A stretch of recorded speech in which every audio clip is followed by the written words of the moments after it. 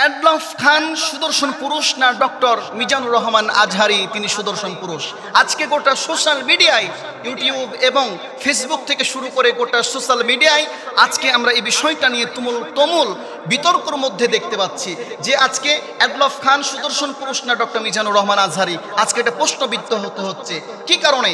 এই অ্যাডলফ খান তার বিষয়টা যদি আপনাদেরকে বলি, তো সেই একটা কথা দাবি করছে যে সোশ্যাল মিডিয়ায় তাকে যেভাবে ভাইরাল করা হয়েছে, আজকে সোশ্যাল মিডিয়ায় তাকে যেভাবে প্রদর্শন করা হচ্ছে, সে এটা দাবি করছে যে আমাকে যে অ্যাওয়ার্ড দেওয়া হয়েছে, যে পুরস্কারটা দেওয়া হয়েছে, এটা আমি সুদর্শন পুরুষ হিসাবে সেই পুরস্কারটা পাই নাই, সে এটা দাবি করছে। কিন্তু আমরা সোশ্যাল মিডিয়ায় বিভিন্ন টিভি চ্যানেলের মাধ্যমে যেটা জানতে পারলাম যে তাকে সুদর্শন পুরুষ হিসাবে যে অ্যাওয়ার্ডটা দেওয়া হয়েছে, অবশ্যই সেটা সুদর্শন পুরুষ হিসাবেই দেওয়া হয়েছে। কিন্তু সে দাবি করছে, তার ফেসবুক পেজের মধ্যে লক্ষ্য করে দেখলাম যে সে একটা স্ট্যাটাস দিয়ে লিখেছে যে আমি খুব মানসিকভাবে একটু বিপর্যয়ভাবে পড়ে আছি, আমার বাবা মেডিকেল ভর্তি আছে, অসুস্থ রয়েছে। আমি লক্ষ্য করে দেখলাম বাংলাদেশের মানুষ আমাকে এতটাই ভালোবাসে, আমাকে বাংলাদেশ মানুষ এতটাই মহব্বত করে যে আমাকে নিয়ে তারা বিভিন্ন ধরনের টল করছে, বিভিন্ন ধরনের সোশ্যাল মিডিয়ায় বিভিন্ন ধরনের মিথ্যা প্রচার করছে। সে এটা দাবি করছে। সে বলছে যে আমাকে যে অ্যাওয়ার্ডটা দেওয়া হয়েছে সেটা সুদর্শন পুরুষ হিসাবে নয়, তাকে যেটা দেওয়া হয়েছে স্টাইলিশ হিসাবে তাকে অ্যাওয়ার্ডটা দেওয়া হয়েছে, সেটা দাবি করছে। কিন্তু আমি বলতে চাই যে বাংলাদেশের যে সমস্ত বিচারকগুলো রয়েছে তাদের রুচিটা কোন পর্যায়ে গিয়ে চলে গেছে যে একজনকে যেটা তৃতীয় লিঙ্গর মনে হচ্ছে, তাকে যেটা মনে হচ্ছে হিজড়া ধরনের আমার কাছে, যে তাকে কিভাবে সুদর্শন পুরুষ হিসাবে তাকে অ্যাওয়ার্ড দেওয়া হয় বা পুরস্কার দেওয়া হয়, সেটা আমার মেধাতে আসে না।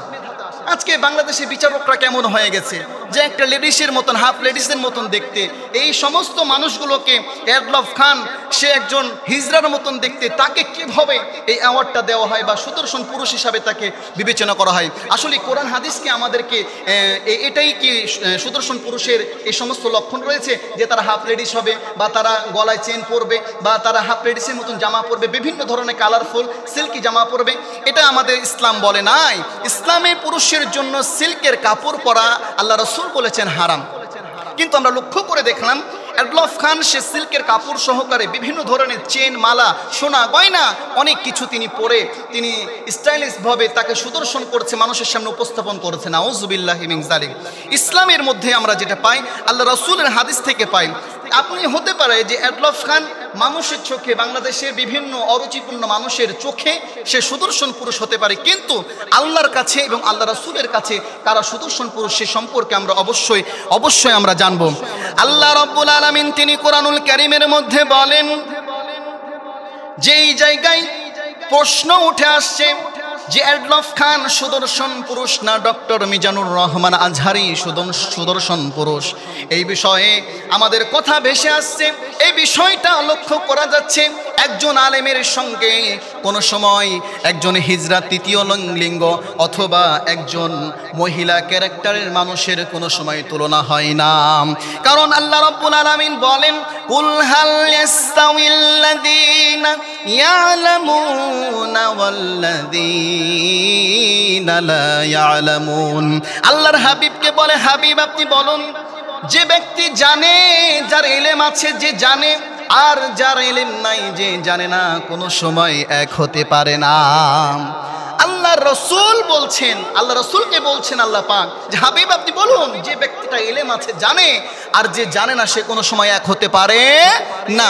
শুধু তাই নয়, লা ইয়াস্তাওয়ি আসহাবুন নারি ওয়া আসহাবুল জান্নাহ, জান্নাতি আর জাহান্নামীরা কোনো সময় এক হতে পারে না। জান্নাতীরা তো আল্লাহ রাব্বুল আলামিনের বাছাই করা বান্দা, আর যারা জাহান্নামী তারা তো হলো পাপী বান্দা। এই জায়গায় ডক্টর মিজানুর রহমান আজহারির সঙ্গে মানুষ কিভাবে বলতে পারে যে সুদর্শন পুরুষ ডক্টর মিজানুর রহমান আজহারি না অ্যাডলফ খান? আমরা তো বুঝতেই পারছি যে সুদর্শন পুরুষ হিসেবে যদি বিবেচনা করা যায় ইসলামের দিক দিয়ে, অবশ্যই ডক্টর মিজানুর রহমান আজহারি গোটা বাংলাদেশের হাজার হাজার লক্ষ লক্ষ যুবকের আইডল ডক্টর মিজানুর রহমান আজহারি হচ্ছে সুদর্শন পুরুষ বলি সুবহানাল্লাহ।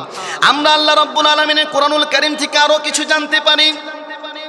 আল্লাহ রাব্বুল আলামিন কুরআনুল কারীমের মধ্যে বলেন, ইরফাইল্লাহুল্লাযীনা আমানু মিনকুম ওয়াল্লাযীনা উতুল ইলমা দারাজাত। আল্লাহ রাব্বুল আলামিন বলেন, তোমাদের মধ্যে যারা ঈমান এনেছে এবং যাদেরকে জ্ঞান দান করা হয়েছে, আল্লাহ রাব্বুল আলামিন বলেন আল্লাহ তাদের মর্যাদা বহু গুণ বৃদ্ধি করে দিয়েছেন, বলি সুবহানাল্লাহ। যারা আল্লাহ রাব্বুল আলামিন যাদেরকে জ্ঞান দান করেছেন, ইলম দান করেছেন, কোনো সময় তারা এই সমস্ত হাত লেডিস এডলফ খান এর সাথে তুলনা করা যায় না। এই জন্য এই সমস্ত কুরুচিপূর্ণ মানুষগুলো যারা আজকে বিচারক হিসাবে তাকে সুদর্শন পুরুষ হিসাবে তাকে অ্যাওয়ার্ড দিয়েছেন, আমি বলতে চাই যে এটা ইসলামিক রাষ্ট্রে কোনোভাবে মেনে নেওয়া যায় না। এই সমস্ত এডলফ খান হিজড়াগুলোকে যদি আপনারা সুদর্শন পুরুষ বলেন, ডক্টর মিজানুর রহমান আজহারি থেকে শুরু করে আরও অনেক আলেম ওলামা রয়েছে, ডক্টরেট রয়েছে, তারা আমাদের চোখে ডক্টরেট হিসাবে ডক্টর মিজানুর রহমান আজহারি লক্ষ লক্ষ যুবকের আইডল এবং তিনি হচ্ছেন সুদর্শন পুরুষ। আমরা এটাই দাবি করি। এই জন্য সুদর্শন পুরুষ ইসলামের মধ্যে আল্লাহর কাছে প্রিয় বান্দা বা সুদর্শন পুরুষ কারা, আপনারা একটু শুনুন। আল্লাহ রাসূল বললেন, আল্লাহ রব্বুল আলামিনের কাছে সুদর্শন পুরুষ হচ্ছে তারা, এক নম্বর যারা নিয়মিত নামাজ আদায় করে, সুবহানাল্লাহি বিহামদি, যারা নিয়মিত নামাজ আদায় করে, সালাত আদায় করে, তারা হচ্ছে আল্লাহ রব্বুল আলামিনের কাছে সুদর্শন পুরুষ। দুই নম্বর যারা আল্লাহকে বেশি বেশি স্মরণ করে, এক কথা আল্লাহর নাম জিকির করে, আল্লাহকে স্মরণ করে, আল্লাহ রাসূল বললেন তারা আল্লাহর চোখে সুদর্শন পুরুষ। এই দুই নম্বর সুদর্শন পুরুষ হচ্ছে যারা আল্লাহর নাম জিকির করে, আল্লাহর কথা বেশি বেশি স্মরণ করে। তিন নম্বর সুদর্শন পুরুষের তিন নম্বর গুণ হচ্ছে যে অন্যের প্রয়োজন পূরণ করে, অন্যকে সাহায্য করে, যারা বিপদগামী তাদেরকে সাহায্য করে। এই সমস্ত তিন নম্বর গুণ হচ্ছে এই সমস্ত মানুষের সুদর্শন পুরুষের তিন নম্বর গুণ, যে অন্যের প্রয়োজন পূরণ করে, সাহায্য করে। সুদর্শন পুরুষের চার নম্বর গুণ হচ্ছে রাগ সংরক্ষণ করে, রাগ মানে রাগকে নিরাময় করে, রাগ উঠলে সে রাগান্বিত হয় না। এটা হলো চার নম্বর গুণ সুদর্শন পুরুষের। সুদর্শন পুরুষের পাঁচ নম্বর গুণ হচ্ছে যে তারা ন্যায় বিচার, ইনসাফের বিচার করবে এবং সব সময় ভালো কাজের আদেশ করবে, অসৎ কাজের নিষেধ করবে। এটা হচ্ছে সুদর্শন পুরুষের, এটা হচ্ছে গুণ। এই পাঁচটি গুণ যার মধ্যে আছে সেই হচ্ছে সুদর্শন পুরুষ। এই জন্য আমরা লক্ষ্য করে দেখলাম যে এডলফ খান, তার মধ্যে আমরা একটা গুণও খুঁজে পাই নাই। এই জন্য সে আমাদের চোখে সুদর্শন পুরুষ নয়।